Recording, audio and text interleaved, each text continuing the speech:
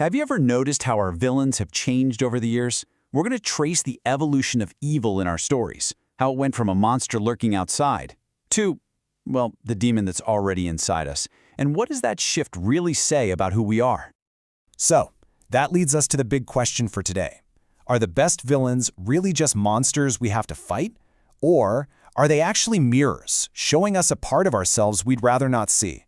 Just keep that question in your back pocket as we go.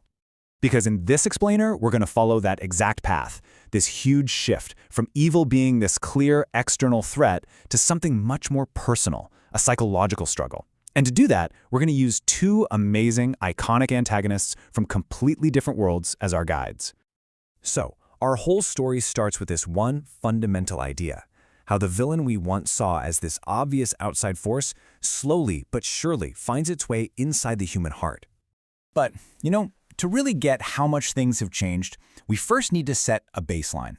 We need to look at what straightforward, old-school evil looks like. So we're going to look at two classic examples, one from a Renaissance morality play, and the other from a modern comic book deconstruction. All right, so our baseline for evil starts way back in the 16th century, with the original Mephistopheles from the German Faustbook. Now, back then, spiritual danger felt incredibly real.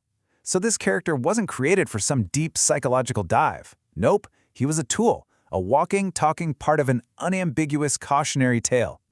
His job was pretty straightforward, broken down into three main gigs. First, he was the sinister tempter, dangling things like knowledge and pleasure as bait. Second, he was the relentless pursuer, with a one-track mind, get Faust's soul. And third, he was the architect of the pact, the demonic deal-maker himself. It's simple, it's direct, and it's absolutely terrifyingly clear. So, the most important thing to get here is that he was written to be a one-dimensional, malevolent villain on purpose. The story couldn't afford any moral confusion. For the audience at the time, evil was a real, external threat, and Mephistopheles was its poster boy. Okay, now let's hit the fast-forward button and jump ahead a few centuries to a totally different medium, but a villain who is, in some ways, cut from the exact same cloth. A modern version of raw, external evil. Let me introduce you to Kid Miracle Man. So after an accident gives him godlike powers, he has 18 solid years to master them. But does he become a savior? No. He builds a huge tech empire, which, when you think about it, is a pretty stunning failure of imagination for a god. He's all about primal aggression and brute force, but his biggest flaw is so human, this crushing arrogance and this absolute belief that he is better than everyone else. And this right here just nails where his evil comes from. He's not some demon from another dimension. He's the scary result of what happens when you combine superhuman ability with an unchecked, profoundly human ego. Just like the original Mephistopheles, his evil is an external, destructive force. He is a clear and present danger. Okay, and this is where our whole story pivots. We've got to go back to Mephistopheles, because about 2 centuries after he first showed up, a writer named Goethe completely reinvented him. And in doing so, he pretty much changed how we think about our villains forever. You see, as the world moved toward introspection and reason, Goethe took that old monster and just deconstructed him. And all of a sudden, the conflict wasn't about some demon trying to trick a man. The whole battle moved inside, into the internal, psychological landscape of Faust's own soul. His job description gets a huge upgrade. Yeah, he's still a tempter, but now it's a super sophisticated psychological game.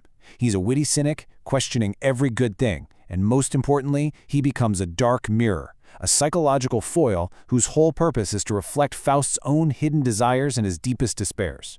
He's not just a devil anymore, he's a way to explore what it means to be human. And really, this transformation from monster to mirror becomes unbelievably clear when you put these two versions of the character right next to each other. I mean, look at this. The contrast is just night and day. Check out the shift in his role. From a simple bad guy to this complex, multi-layered character. His motivation goes from just get the soul to reflecting Faust's own inner darkness. And what he symbolizes changes from an outside threat to our own internal psychological messiness. The monster officially moved in. Honestly, one of the absolute best ways to think about this new Mephistopheles is with this incredible analogy. He's the ultimate cynical banker of the human spirit. Right? He offers you this high-interest loan of worldly pleasure, knowing full well the collateral is your soul, a debt you can never, ever truly repay. So, How does this idea of the internal villain show up in our modern story? Let's get back to Kid Miracle Man and see how his whole conflict mirrors these exact same themes of internal corruption. Well, the conflict here is really all about ideology. You've got the hero, Miracle Man, who's on this agonizing quest for truth and meaning now that he has all this power. And then you have the villain, Kid Miracle Man, who just feels this smug satisfaction with the power he already has. His evil isn't some grand plan, it's just the quiet, happy feeling of being on top. He is the hero's total opposite, the ideological inversion. He's the terrifying answer to the question, what happens when a godlike person uses their power not for good, but just for themselves? He's the dark path the hero could have easily gone down. And this right here is the perfect modern twist. With all of his divine power, his downfall isn't caused by a bigger explosion or a stronger punch. It comes from something completely internal and something we all recognize, his own petty, fragile ego. The god is brought down by the flawed man inside. So after all that, what's the takeaway? When you put these two villains together, a demon from the Renaissance and a corrupted god from a comic book, you start to see this really clear pattern in how we tell stories about evil. Mephistopheles' journey shows us how a simple monster can evolve into this deep, profound symbol for our own internal battles, with ambition, with desire, with morality.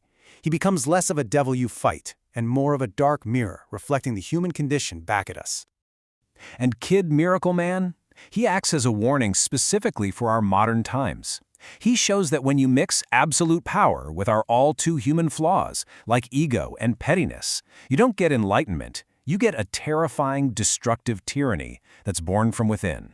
Which, of course, brings us all the way back to that first question. If our villains have really evolved from monsters into mirrors, if they truly are reflections of our deepest fears in our inner conflicts, what do the antagonists we're creating right now truly say about us?